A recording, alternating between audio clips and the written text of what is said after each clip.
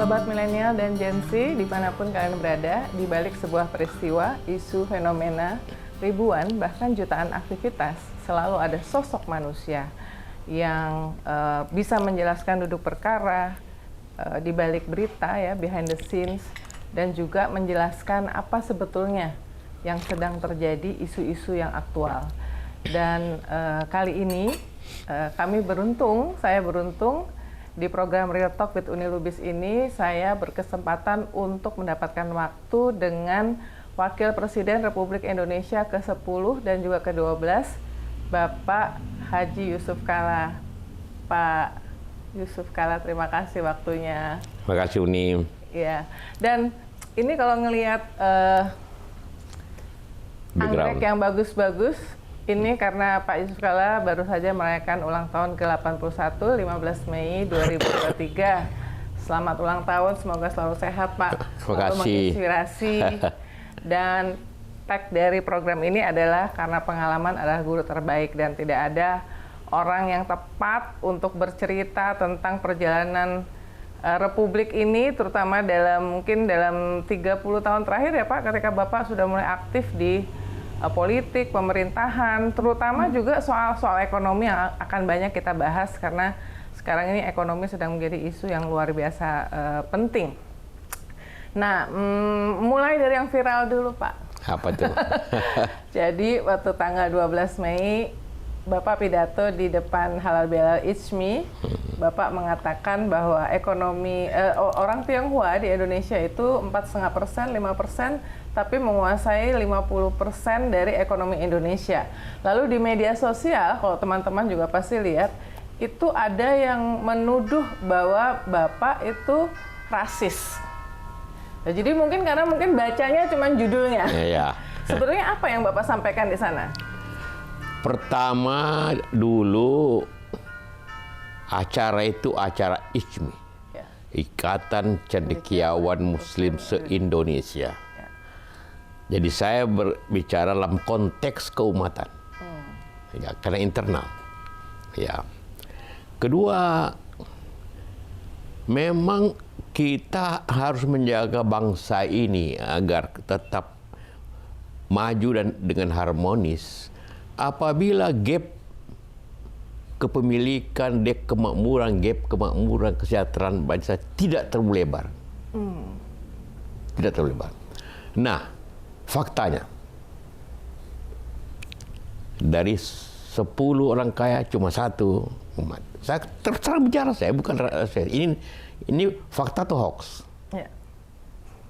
Fakta kan, karena dimuat di semua media. 100 orang terkaya, itu hanya 5 atau 6. Jadi faktanya, ini fakta bukan hoax, ya. Bukan perkiraan, bukan rasis. Bisa dicek di daftar peringkat orang terkaya dari Indonesia. Bukan rasis. Ya. Tapi saya menjelaskan ke umat bahwa ini fakta. Dan solusinya adalah kita semua harus mengembangkan kewirausahaan di kalangan masyarakat keumatan. Dan karena itu di ICMI, tempat orang-orang pintar harus memberikan itu. Saya sendiri pengusaha, punya pengalaman. Dan alhamdulillah saya bisa maju. Jadi saya tidak bicara omong kosong, karena itu pengalaman saya bagaimana maju, dan kenyataannya begitu. Ya tentu waktu saya di pemerintah juga berusaha untuk memperbaiki itu. Banyak program kita memperbaiki itu. Jadi memang, tetapi saya katakan, teman-teman Tionghoa itu teman kita semua juga. Orang yang paling dekat dengan saya, teman itu bukan saudara, Sofeno Nandi. Ya. Nah, itu kemanapun saya sama-sama. Ini bukan bicara rasis, bicara fakta yang harus diperbaiki, bicara kecenderungan yang berbahaya pada masa datang. Apapun Anda bicara rasis, kenyataannya begini. Anda mau bilang kita semua bangsa, sama bangsa, tapi etnis orang dimanapun terjadi itu. Ya, dimanapun harus diperbaiki itu. Nah, itulah kita. Dan salah satu solusi yang sekarang kita kerjakan, bagaimana pengusaha-pengusaha muda Tionghoa itu berdiskusi dengan anak muda kita untuk menyerap bagaimana berusaha itu maju. Bukan untuk merubuhkan. Saya bilang tidak. Jangan pakai kekerasan, tapi belajar. Sampai saya katakan di musyawarah itu. Dalam Islam, dalam rapat DMI, Islam itu utlubul ilmu walau bisin, tutullah ilmu walaupun di tanah Cina. Ya. Dia belajar sama orang Cina itu dianjurkan oleh Nabi. Karena itu konteksnya ini ialah supaya faktanya lebih clear, tanpa kekerasan. Justru untuk menghindari rasisme. Karena pengalaman 98, apa yang terjadi? Bakar-bakar. Dan siapa rumah dibakar? Rumah orang Tionghoa. Ya. Supaya jangan terjadi, maka gap itu jangan terlalu, dan gap itu tidak menurunkan di atas, tapi menaikkan di bawah. Itu konsepnya. Nah, itulah yang terjadi. Sebetulnya karena saya ini termasuk wartawan zaman lama ya. Dulu waktu tahun 90-an itu, kan angkanya itu 3% menguasai 70% ekonomi dulu ya. Jadi itu kira-kira sekitar 25-28 tahun yang lalu lah, waktu saya meliput ekonomi. Jadi sekarang sebetulnya udah mulai bergerak, tapi cukup lama ya, gapnya itu masih tinggi. Menurut Pak Yusuf Kalla, apa yang hambatannya? Saya katakan tadi lebih daripada 50%. Karena saya tidak tahu kebenarannya, tapi ya, jadi bisa 70, bisa 60, tapi jangan lebih 50%. Nah, ialah tentu suatu negara maju pertama karena ilmu. Ilmu itu menjadi teknologi, belajar teknologi, kemudian ada inovasi. Inovasi akan menjadi industri kalau ada spirit entrepreneur. Itu menjadi industri. Ya. Nah, di sini yang hilang, gapnya kurang nih. Tapi ilmu kan banyak. Kita punya insinyur banyak sekali. Tiap tahun lulus hampir 1 juta sarjana, katakanlah gitu. Inovasi aja juga kurang. Ketidakpercayaan. Jadi 2 hal. Inovasi dibutuhkan lebih banyak lagi. Kedua, spirit entrepreneur. Karena spirit entrepreneur lah para pengusaha lah yang dapat menggerakkan ini. Nah, ini yang kurang kita. Nah, ini sebabnya. Bahkan kita dibandingkan dengan negara tetangga Malaysia gitu, Singapura gitu, yang Melayu juga lumayan banyak, kita Indonesia masih kurang.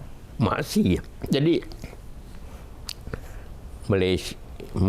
di Malaysia, teman-teman Tionghoa itu kan 30%.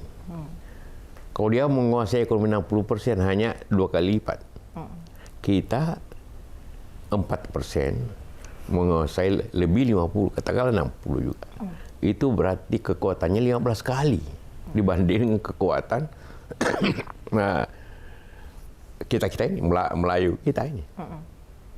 Jadi begitu. Kalau di Singapura itu memang Tionghoa itu mungkin 80-90%. Jadi wajar saja. Kita ini yang gapnya terlalu besar.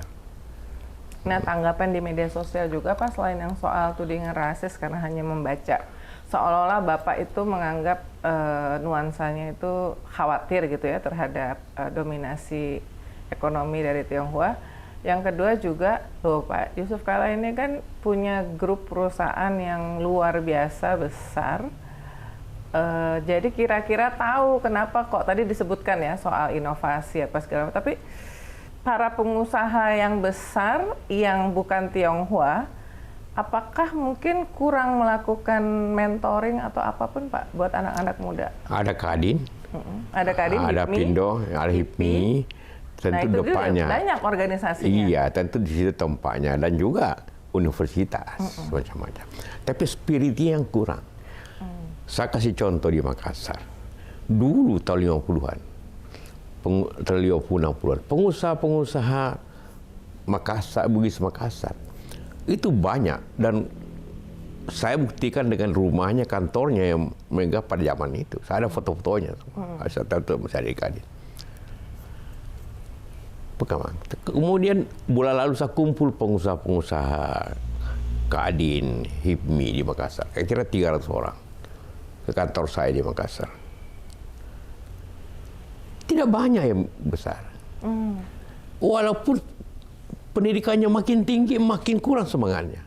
Jadi saya ketemu rektor lagi. Saya ketemu dekan-dekan di UNAS. Saya ketemu di TS. Saya bicara di TS. Saya bicara di ITB. Saya bicara di Gajah Mada. Hal yang sama. Bahwa berikan spirit kepada anak buah. Kalau enggak, ini terjadi benturan nanti. Terjadi. Pengalaman 3 kali. 66 begitu. Siapa yang kena tahun 66? Ya. 74, siapa yang dibakar-bakar? Selama 98. Terjadi. Karena itulah maka jangan hanya bicara, ya kita bangsa sama-sama. Tapi orang akan cemburu. You senang atau tidak, akan terjadi. Sekarang orang bahkan doxing. Jadi orang kalau pejabat atau ASN, keluarganya di media sosial pakai tas bermerek, mestinya dia bisa beli gitu, tapi dianggapnya juga sebagai gara-gara kasus pegawai pajak itu Pak Rafael. Iya, itu sudah awal daripada konflik sosial. Pada saat orang berada tanpa menyebut dari mana adanya, itu menjadi musuh masyarakat. Orang pakai moge sekarang bisa dilempari batu. Orang pakai mobil bagus, dia pejabat, itu bapaknya bisa diperiksa. Anaknya pakai mobil bagus, yang dipenjara bapaknya. Itu awal daripada suatu ketidakpercayaan dan bisa menjadi konflik sosial yang lebih besar lagi. Nah, ini dijaga. Jadi orang menyebut rasis silakan aja, tapi Anda tahu nggak pengalaman berapa puluh tahun lalu? Saya bilang sama teman-teman, saya bilang begini, untuk menjaga Anda. Untuk menjaga Anda, supaya jangan terjadi konflik sosial.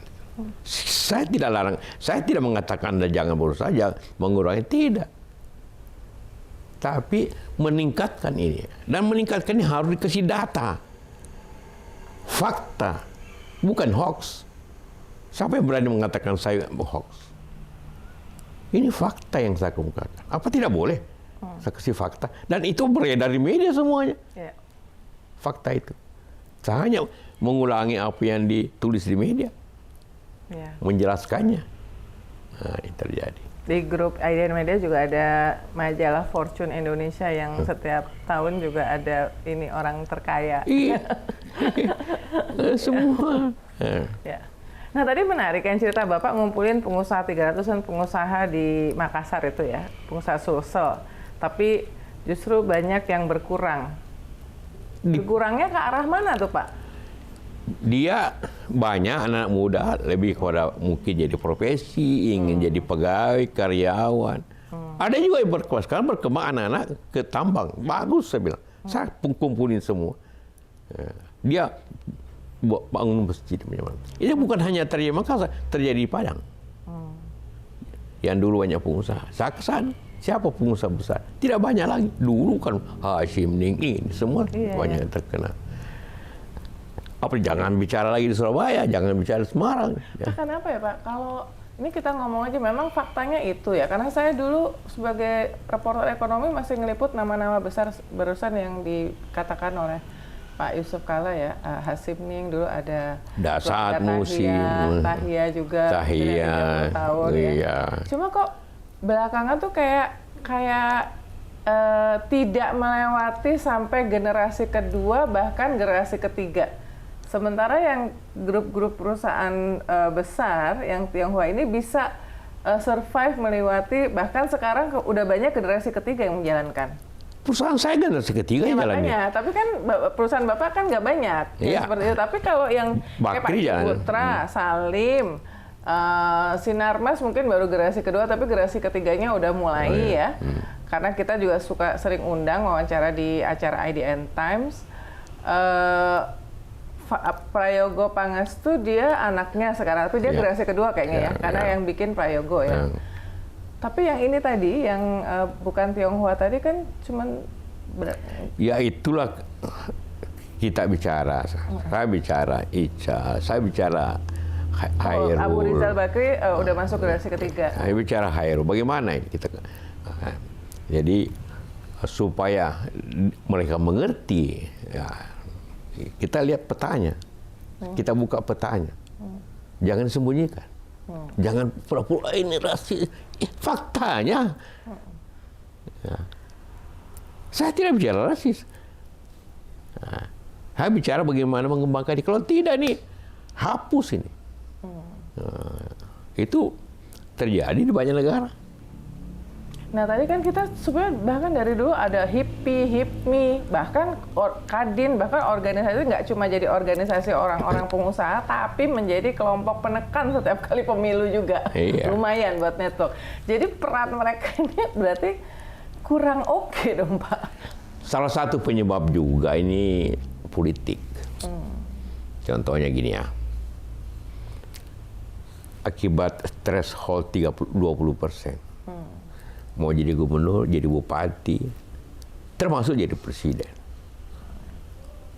Butuh suara di DPR atau DPRD 20% dari partai-partai. Ongkosnya mahal ini. Belum lagi kampanye. Mereka butuh sponsor. Dan karena kita kurang pengusaha-pengusaha yang cukup mampu, maka sponsor yang banyak, umumnya itu pengusaha saya dari Tionghoa, karena dia ingin selamat juga, ingin safe.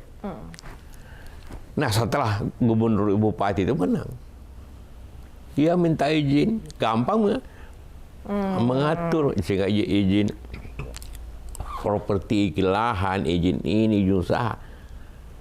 Mereka tidak dapat semua. Itu di Jakarta ya. Coba tunjukkan properti yang bukan Tionghoa. Bukan berarti mereka nggak boleh ya.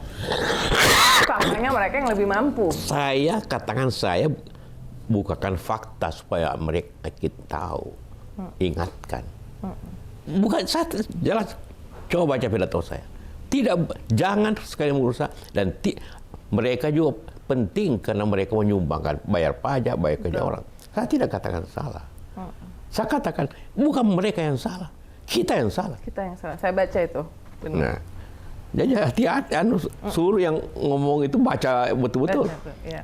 Kita yang salah, karena itu saya jadi koreksi. Jadi Pak Joko pada saat itu mengajak refleksi ke dalam karena di forum ICMI kan. Iya.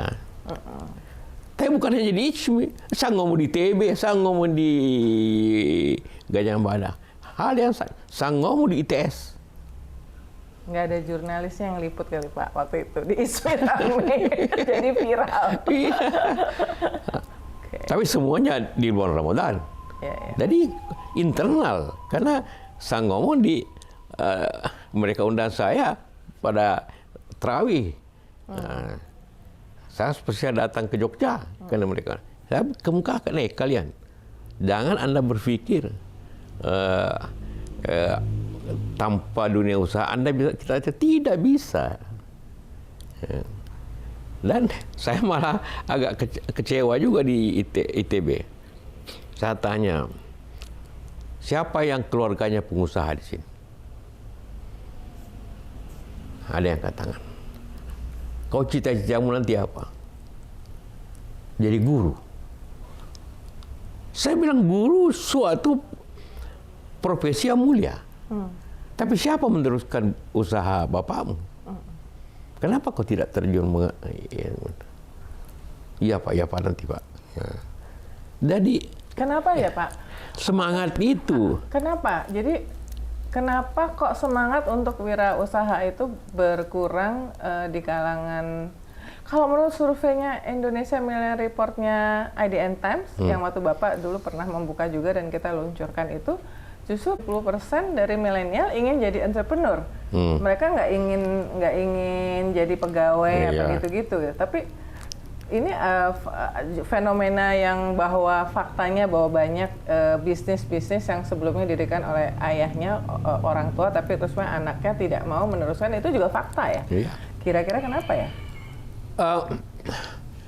Pertama, mungkin bapaknya kurang mengikut sertakan sejak muda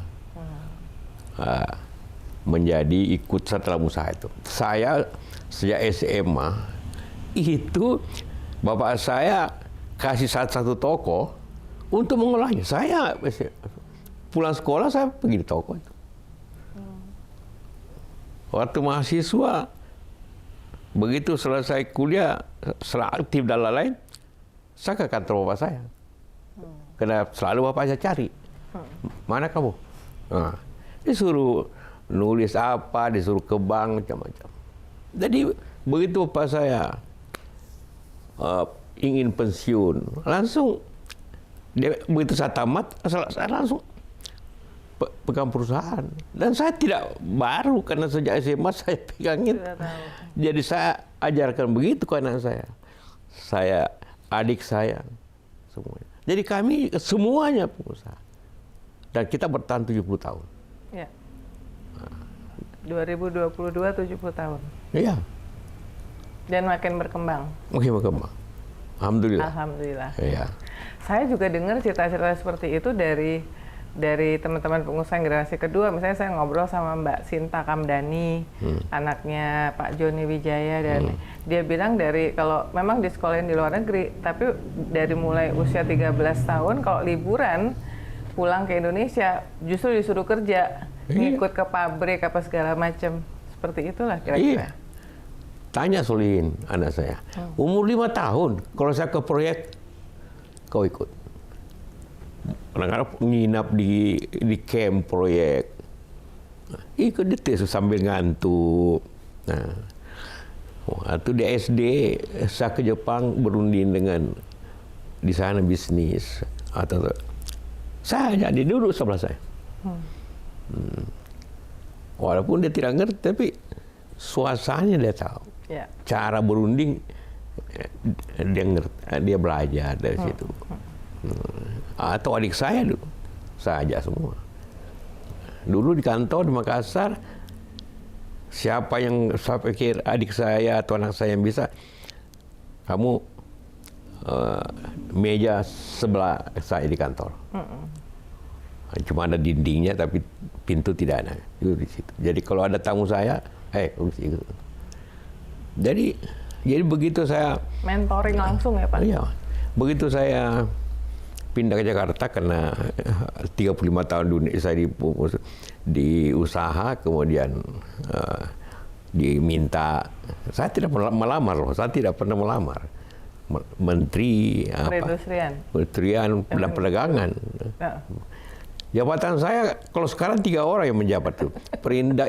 Jadi Perindak Perindustrian Perdagangan satu. Sekarang saya ada Menteri Perindustrian, ada Menteri Perdagangan dan Kepala Bulog. Iya. Sekarang dulu 3 ya, jadi 1 ya dulu ya. Itu zamannya Pak Gus Dur kan? Zamannya Gus Dur. Jadi saya menteri itu 3 kantor saya tangani. Dan saya bisa tangani 3-tiganya. Termasuk bisnis juga? Wis enggak lagi. Enggak waktu itu ya? Iya, waktu itu. Bisa. Enggak lagi. Adik saya yang tangani. Perempuan lagi. Fatima itu. Kau pegang sekarang. Tapi sekarang banyak juga kan Pak, anak-anak muda yang justru bukan karena orang tuanya, tapi karena inovasi teknologi, dia juga menjadi entrepreneur. Banyak. Masuk ke berbagai startup itu. Banyak. Tapi yang besar itu tidak banyak. Iya.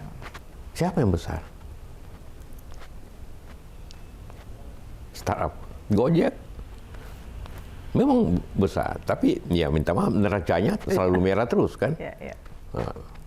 Dan itu juga anak-anak Tionghoa di situ. Sekarang. Oke, tidak soal.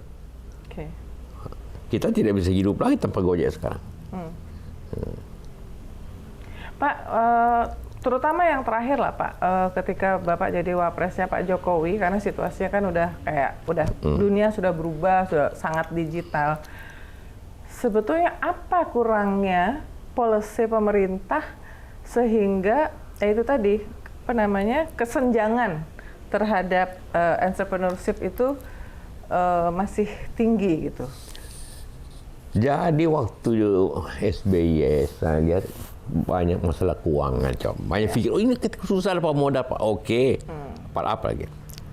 Saya inisiasi bikin KUR, itu hanya meniru daripada KMP zaman dulu. Kredit usaha rakyat. Ya, panggil bunga rendah, kemudian tanpa jaminan. Hanya 2-3 kali rapat di kantor saya wapres, setuju. Saya lapar bicara dengan Pak SB, setuju. Bikinlah itu KUR. Saya waktu presidennya saya flu. Jadi Pak Jokowi yang tentu, Pak SBY. Jadi yang setelah itu pikir, oh ini semangat yang kurang, spirit yang kurang. Jadi kita kasih emosional, pengertian sama mereka. Karena itulah kenapa saya selalu kasih fakta. Kalau tidak ini, kau ketinggalan. Mau nggak Anda? Saya bilang, tinggal. Beberapa bulan lalu, saya main golf di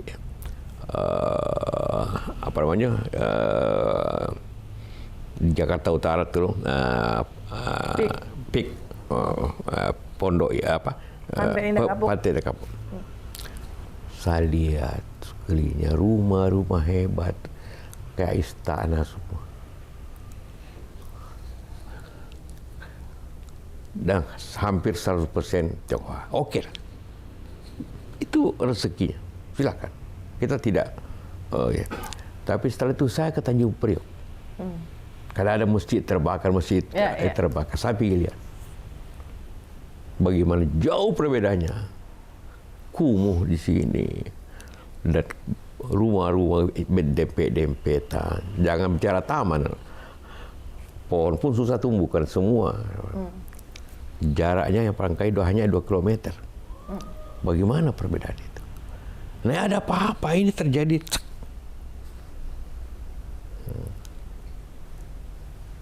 Bukan teori, pengalaman terjadi. Ya. Kan semua konflik juga sebenarnya pemicunya awalnya ekonomi ya Pak ya? Ekonomi yang bergabung politik. Dan politik. Kalau ekonomi saja kadang-kadang ya pemerintah bisa bantu atau kasih BLT. Tapi kalau bergabung politik atau perilaku pejabat yang tidak adil, masih timbul masa politik. Masa ekonomi sudah. Apa yang terjadi tahun 66, apa yang terjadi apa yang terjadi di tahun 98 itu politik ekonomi semua. Ya, pemicunya dari ekonomi. Ya, ekonomi semua terjadi. Ini yang kita hindari. Jadi kalau mereka ngomong rasis, justru saya menghindari rasis. Ya, memperingatkan. Nah, silakan aja, saya ketawa aja lihat ini orang. Pak, kan sorotan kepada Pak JK sehingga setiap kali ucapannya juga kemudian ada pihak-pihak yang menginterpretasikan dengan sebenarnya bukan seperti yang Pak JK termasuk yang dijelaskan itu. Apakah karena Pak JK ini dianggap lumayan vokal dalam setiap peristiwa politik dan kemudian keberpihakan kepada calonnya juga, sehingga terus kemudian membentuk kayak semacam udah polarisasi gitu loh Pak. Jadi udah ada orang karena Pak JK memihak si A, maka orang yang nggak suka itu melihat Pak JK tuh pokoknya kalau Pak JK ngomong apa aja nih, gue tungguin nih. Gitu. Arahnya begitu. Jadi tidak melulu, karena otomatis saja itu pada besar-besar itu berak.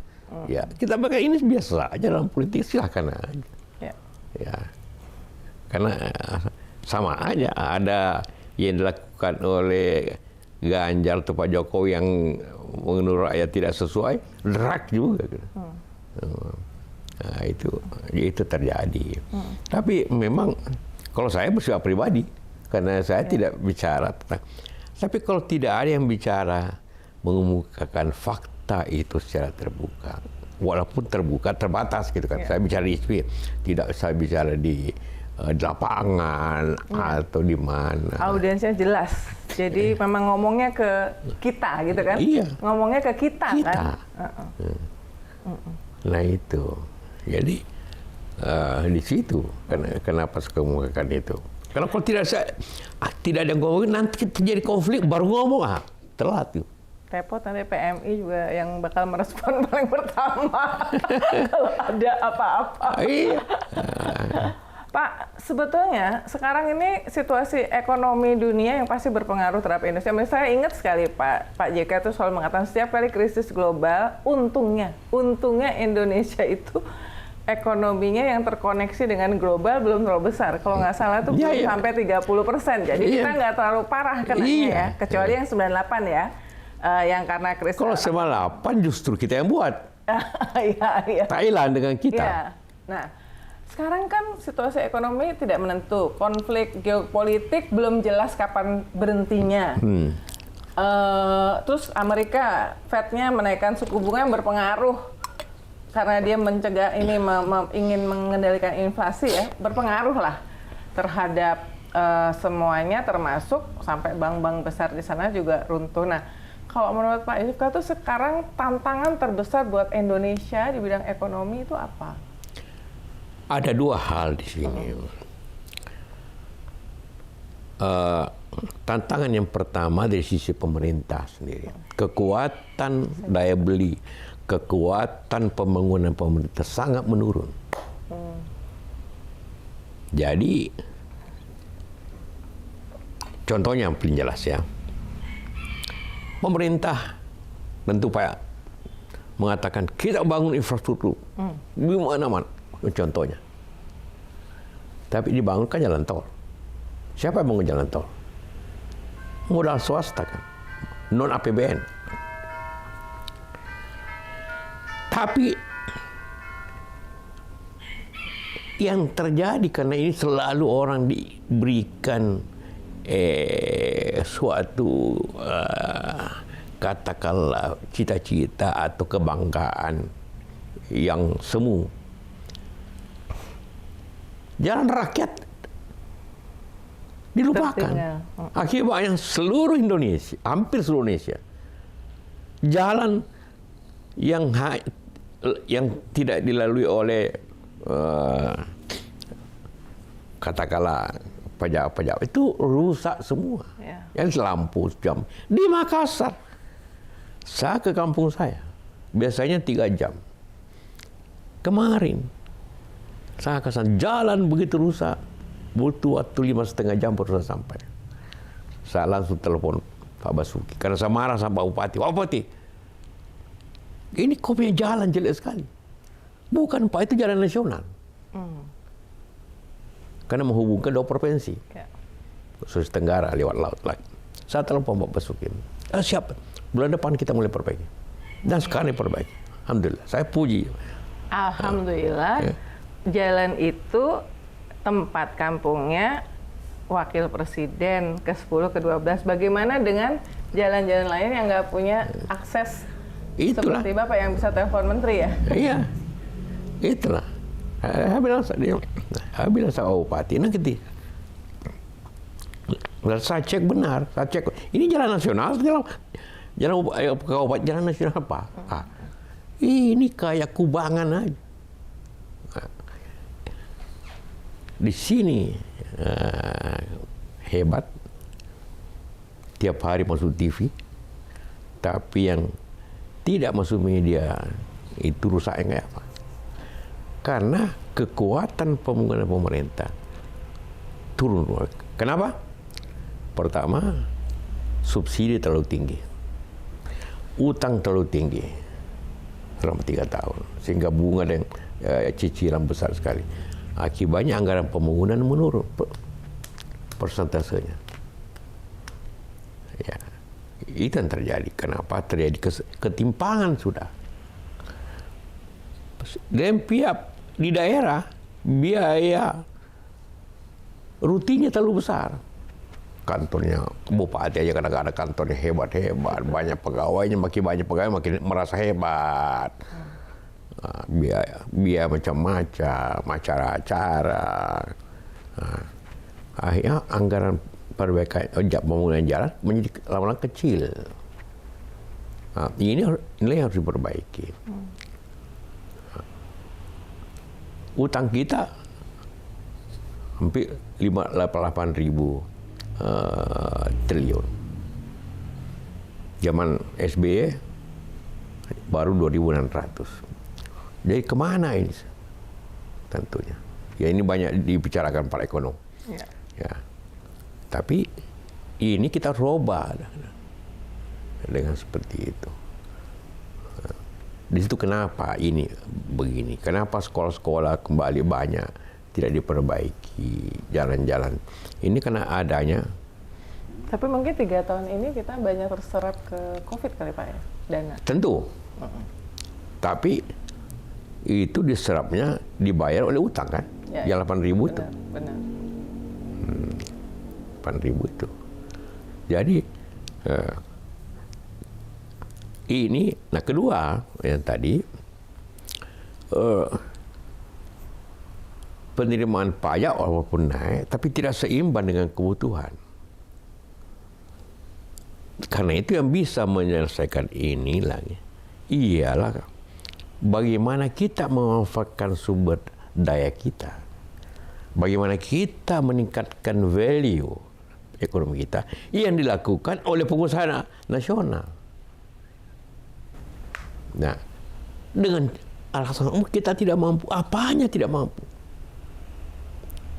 Kita di Haji Kala dibukakan, sanggup yang sulit dulu. Kapan orang pernah berpikir orang Indonesia sanggup bikin PLTA? Tidak ada. Kita buat. Tidak ada satu pun campur tangan asing. Sekarang kita bikin smelter. Memang dibutuhkan beberapa peralatan dari luar, dari Cina. Karena itu yang orang Cina cuma 3 orang. Khusus memasang peralatan itu. Tapi kadang-kali tidak butuh lagi. Ya. Betul kita tahu. Garba rata ya, Garba. 90% minyak onshore di Indonesia, pompa minyaknya itu sudah dibuka 90%. Jadi apa diproduksi oleh teman-teman di Buaka itu meningkatkan devisa luar biasa. Tanpa orang tahu siapa yang bikin devisa itu. Ya. Boleh dia ke Dumai, ke Riau semua. Mungkin lain kali kita undang nanti. Kita sekarang lagi bikin pabriknya di Oman untuk pasar Timur Tengah. Ya kan? Tadi ngomong soal pajak Pak, kalau ngelihat terutama kasus Rafael ini ya, terus kemudian banyak yang lain-lain ternyata pegawai pajak itu begitu kaya-kaya. Apa memang selama ini target pajak itu tercapai, tapi sebetulnya harusnya targetnya lebih gede lagi ya Pak ya? Pasti, karena tax ratio masuk ke negara. Karena ukurannya kan tax ratio. Di banyak negara seperti di Malaysia atau di Singapura, tax ratio itu sekitar 15%. Ya, tax ratio itu antara pendapatan dengan pajaknya kan. Sekarang kita di bawah 10%. Mungkin sekarang sudah agak lebih baik kan, tapi sekitar 10%. Jadi target itu terlalu rendah. Mungkin juga administratifnya. Sejak dulu kita minta dan kita putuskan, anggarannya pun kita setujui untuk digitalisasi pajak. IT-nya pajak. Bapak benar, 10,38%. Iya. IT-nya pajak diperbaiki. Tender. Pemenang $150 juta dari perusahaan apa? Dari luar negeri. Sampai sekarang belum jalan. Jadi memang internal mereka memang tidak siap untuk itu. Atau kalau di IT-nya bagus, sulit untuk kerjain kan. Nah, pengusaha juga lebih enak. Kalau bisa ini langsung. Nah, karena jadi banyak hal. Jadi bisa. Tapi intinya bahwa ekonomi masyarakat itu harus dikembangkan. Ya, waktu saya jual mobil masih di Makassar, saya lihat kenapa penjualan mobil tidak naik. Oh, karena ekonomi masyarakat yang beli berkurang. Jadi kerja saya bukan menjual mobil, pergi ke daerah-daerah, bagaimana udang bisa naik produksinya, coklat, kopi, bagaimana peternakan baik. 5 tahun kemudian terjadi krisis, rakyat produksi ini sebelah apa? Langsung pendapatnya naik, penjualannya double. Begitulah negeri ini, mesti seperti itu. Dan saya jelaskan, mari kita kembangkan semuanya. Dan harus juga kita percaya kemampuan dalam negeri. Jangan banyak pejabat, oh pokoknya karpet merah untuk asing. Tidak sangat menghargai. Kemarin saya agak sedikit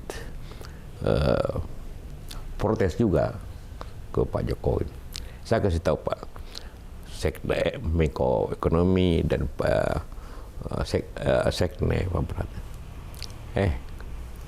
Pak Jokowi kalau lihat nikel selalu ke perusahaan asing, waktu itu mau ke Vale, Marwali, semua Cina kan, semua. Saya coba singgah di tempat kita, Anda akan lihat suatu dibangun nanti selesai kira-kira September. Semuanya 100% nasional. Kunjungi juga. Tidak sempat dikunjungi. Semuanya hanya butuh 1 jam karena di situ ada dekat bandara kecil. Ini hanya untuk mempercayai, supaya jangan hanya percaya asing. Sama waktu kita mau bikin PLT, tidak ada mau percaya. PLN tidak percaya, bank tidak percaya. Segala resources kita tidak ada yang kasih kredit. Setelah jadi baru oke, tertiket baru mereka. Ini juga kita harus percaya. Zaman saya waktu itu, contohnya bandara, bikin bandara di Makassar. Ya. Saya bilang tidak ada boleh asing mempunyai peranan di bandara. Arsiteknya harus Indonesia, kontraktornya harus Indonesia, dananya harus dalam negeri. Bingung sama Pak, ini kan sudah ada dari Perancis, 400 juta dolar. Tidak, saya bilang. Jadi datanglah panggil beberapa arsitektur dari Bandung. Bagaimana Pak? Kami tidak pengalaman, justru karena dari pengalaman, Anda harus buat pengalaman. Kok pergi di Eropa, pergi di China, pergi ke Jepang, lihat semua bandara yang kira-kira sama di Makassar, 10 juta orang. Pergi 2 bulan kau pergi, dan setelah itu bikin konsepnya. 2 bulan mereka keliling, hanya bikin konsepnya. Saya langsung, oke, tunjuk dia. Tahu berapa biayanya? Cuma 1,7 triliun. Kalau kan pernah ke Makassar kan? Ya. Itu bandara modern yang pertama kan? Iya benar. Itu zamannya waktu Bapak jadi wapresnya Pak SBY. Sama, ya. Sama di Medan, di Kampuyo. Itu. Dulu zaman itu juga bandara di Palembang juga baru ya? Ah itu zaman adat-adat. Saya bilang kan tidak boleh ada adat, harus modern. Yang penting enak waktu datang dan enak waktu pergi. Efisien. Jangan adat-adat. Saya ingat Pak JK ngecek sampai ke tehelnya ada yang rusak, ditegur. Sampai kayak begitu ya. Di Medan saya paksain. Itu. Pakai sampai gubernurnya waktu itu siapa? Pak Dede di Rudolf. Ini kasih pilihan. Ini bentuk Batak, bentuk Melayu. Kalau saya pilih Batak, barang Melayu. Kalau saya bikin Melayu, barang orang Batak. Padahal yang terbesar di sini orang Jawa. Jadi harus modern. Wah, nanti saya tidak bisa pulang. Nah, mari kalau itu. Kau saya suruh bikin baru modern. Dia tidak mau teken, saya teken. Jadi desain bandara Medan itu bukan gubernur yang teken, saya yang teken. Karena dia tidak mau teken. Takut diomelin rakyatnya. Sekarang mau jadi tempat orang bisa lihat. Saya ingat tuh awal-awal Kuala Namu tuh jadi macet gara-gara orang tuh cuma datang ke sana untuk ngeliat doang. Iya. Dan biayanya hanya 6 triliun. Berarti hanya kira-kira 300 juta dolar. Kalau yang minta asing, dia minta 10 juta. 100 juta. 10 triliun. Iya. 1 miliar. Nasionalnya. Jadi setelah itu baru semua, bisa kita bikin bandara sendiri. Sama dengan negara barat. Semua mau diimpor. Saya paksain. Baru bisa. Jadi ada dua hal kalau Anda bilang, kenapa kita ini? Kita kurang percaya pada diri sendiri. Kita kurang inovasi. Kenapa kurang inovasi? Karena inovasi itu kadang-kadang mau enaknya saja. Kedua, semangatnya kurang. Takut menanggung risiko. Memang saya bilang kalau kau jadi pejabat, ya tidak ada risikonya. Tapi berapa gajimu? Terpaksa kau korupsi. Tapi kalau jadi pengusaha memang bisa rugi kau. Tapi chance untungnya lebih banyak. Kalau salah-salah bisa rugi, tapi berusaha sebaiknya supaya untung. Inilah spirit ini yang kita harus buat kembangkan. Tapi baru di tingkat bawah. Kafe-kafe sekarang di mana-mana anak-anak muda atau apapun ya. Satu juga yang bikin untuk mengembangkan ekonomi, turunkan bunga, itu kesalahan juga. Jadi saya kumpulin tiap bulan para ekonom, menteri-menteri ekonomi, Bank Indonesia, OJK, dah turunkan bunga saya bilang sampai 7%. Dulu 15 paling sedikit. Nah, dia minta setahun BI. Turunkan BI rate jadi 4%. Waktu itu tadi 4%. Jadi kan. Sekarang naikkan lagi 5% BI rate-nya. Dulu pernah jadi 3. Sehingga tabungan itu deposito 2%. Apa akibatnya 2%? Ialah orang akan berusaha tidak makan bunga. Jadi ibu-ibu yang mungkin ada uang berapa ratus juta atau miliar, 2 miliar, sekarang bikin kue, toko kue, bikin apa, ibu ini punya warung, kan berkembang itu dengan kayak itu. Jadi orang bank itu untungnya, kenapa bank sekarang untungnya banyak? 50 triliun BRI. Karena splitnya, cost money-nya turun. Kemudian bunganya masih 7, 8, masih ada 9. Padahal cost-nya hanya 1%, 1,5%. Karena yang untung besar, karena kebijakan saya. Nah, jadi kalau ketemu Pak Peri, Gubernur Indonesia, selalu menyebut, nah ini guru saya, mentor saya, pendorong saya. Dia kirim WA sampai begitu, wah, macam-macam puji-pujian sampai sekarang. Karena tanpa itu, jadi bukan hanya bicara semangat, kita bicara apa yang bisa meningkatkan dunia usaha. Ya. Jadi bukan hanya kasih modal, biar kasih modal kok tidak ada semangatnya. Kalau kasih modal tapi bunganya tinggi, jiwa tidak berusaha dia. Ya semua urutan itu kita bikin. Boleh tanya semuanya, siapa yang bikin semua? Saya bikin. Saya tidak rasis. Justru saya rasis kalau usaha kecilnya pernah 20%. Justru dulu pengusaha besar kasih 11%, pengusaha kecil 20%. Itu rasis justru. Ada nggak pernah ngomong ini rasis? Karena UKM lebih tinggi. UKM kan hampir 100% pribumi. Kalau di Malaysia masih ada warung-warung Cina, masih ada sopir taksi Cina, masih ada mandor-mandor bangunan Cina atau pekerja bangunan. Masih kan tidak ada. Mana ada sopir taksi Cina? Karena mereka semua berusaha kerja. 2 pertanyaan terakhir, Pak. Soalnya Pak sama Pak JK ini banyak banget episode, tapi dengan semua yang baru saja Pak JK sampaikan, kita sedang ada di titik yang menentukan ya.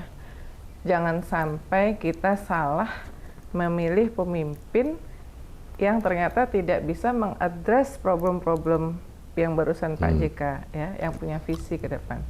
Kriteria Capres 2024 menurut Pak JK seperti apa? Ya tentu boleh dikatakan hampir pasti 3 calon kan. Kita sudah bisa melihat bahwa ini bisa Ganjar, Pak Prabowo, Anies.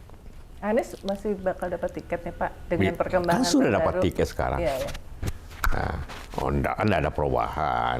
Saya ngomong semua ketua-ketua partai dan mau kemana, Mbak?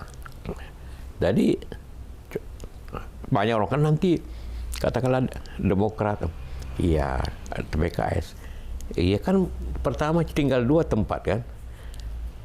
Pertama kalau PDP kan terbuka, Ibu Mega tidak menerima 2 partai ini kan, Demokrat dengan PKS. Ya. Prabowo sudah ada PKB dan ada perjanjian. Jadi tidak ada tempat yang lain lagi. Ya. Hanya berjuang di situ dan itu langkah yang hebat dari mereka. Artinya konsisten. Ya. Daripada itu. Jadi memang ada usaha. Jadi segala macam usaha lah ya.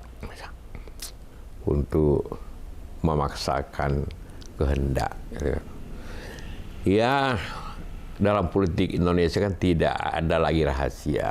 You ngomong rapat di suatu tempat semua orang juga tahu. Ngomong apa besok terus sebar. Apa semua juga orang tahu. Karena itu saya selalu katakan pemerintah yang netral menghadapi pemilu itu. Terkecuali kalau presidennya baru 1 kali. Jadi incumbent mau 2 kali, ya tentu tidak bisa netral. Yeah. Tapi kalau akhir seperti ini, dia harus netral. Supaya... seperti zaman Pak SBY ya?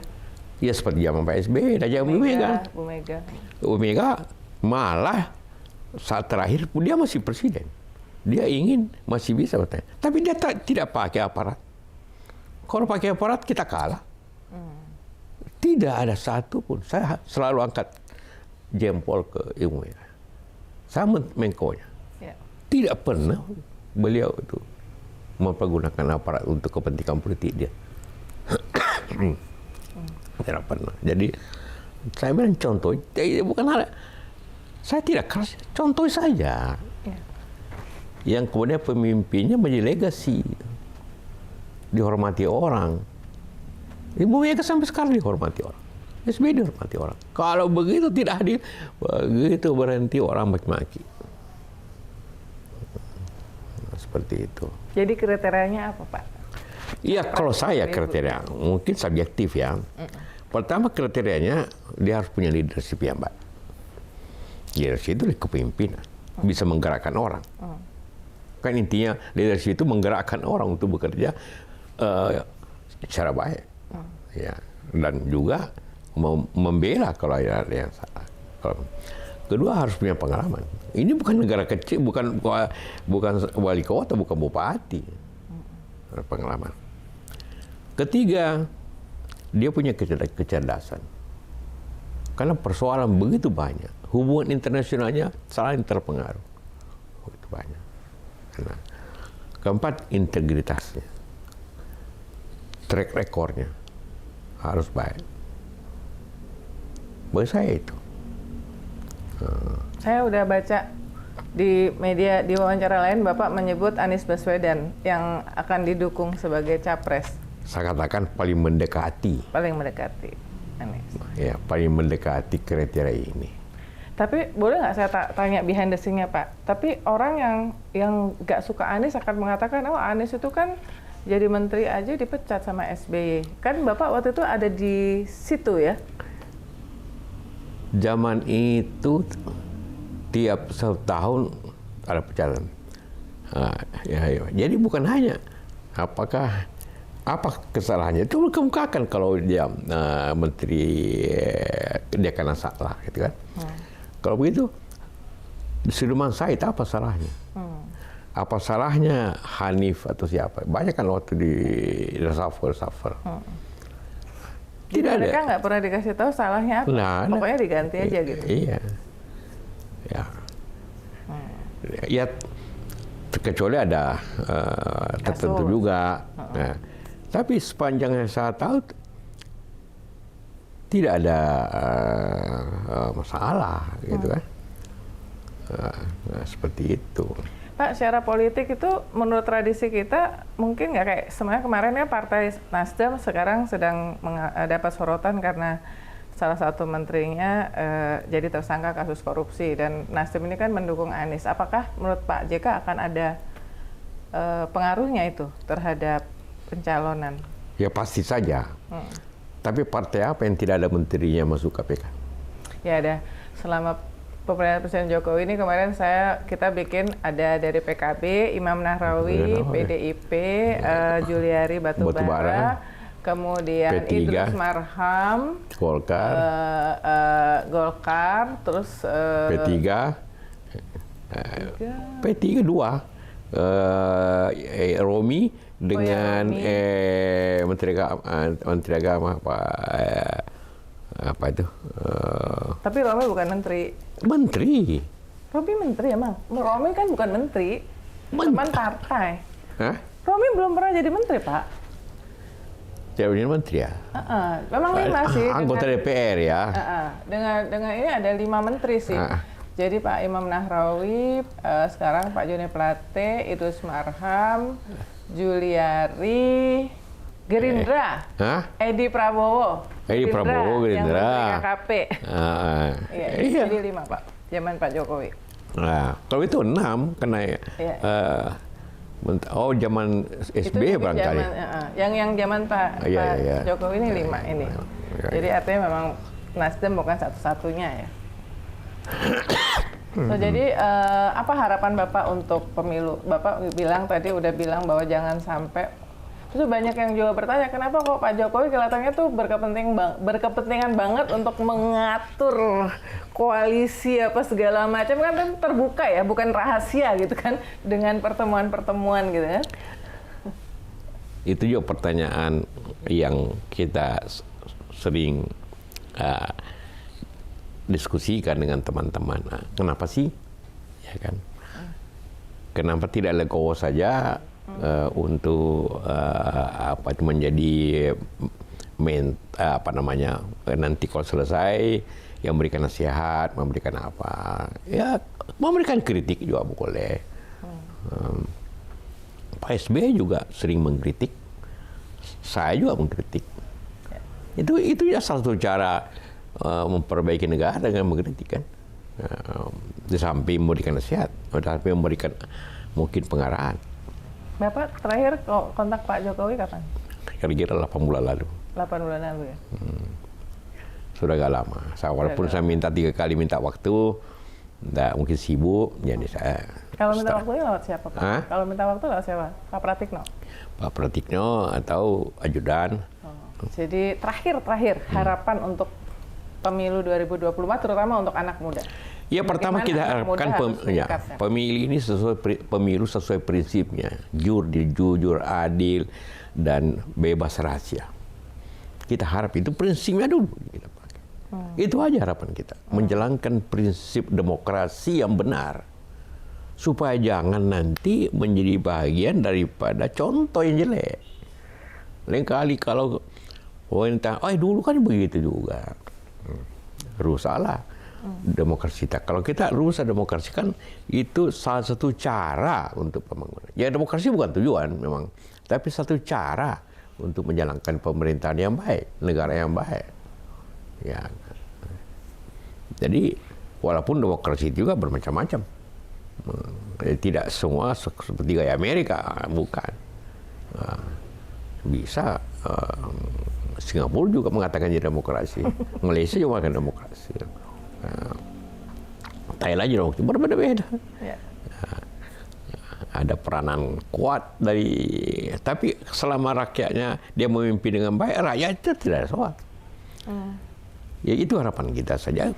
Berilah kesempatan rakyat sebagai prinsip kita kedaulatan rakyat. Rakyat itu memberikan kebebasan. Kedua, kalau berkampanyelah secara positif, jangan negatif. Menjelekan terus satu sama lain.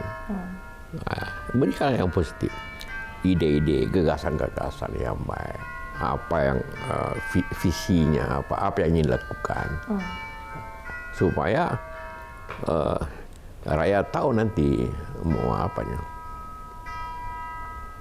Terima kasih Pak Yusuf Kalla sudah memberikan waktu 1 jam yang luar biasa, penuh dengan pengalaman, karena seperti tadi saya katakan di Real Talk with Uni Lubis ini selalu narasumbernya adalah menyampaikan tidak hanya tentang hal sekarang, tetapi konteks dari peristiwa-peristiwa yang sedang kita alami, karena pengalaman adalah guru yang terbaik. Terima kasih Pak Yusuf Kalla. Sampai ketemu di Real Talk berikutnya, teman-teman sekalian. Salam sehat buat semuanya. Ya.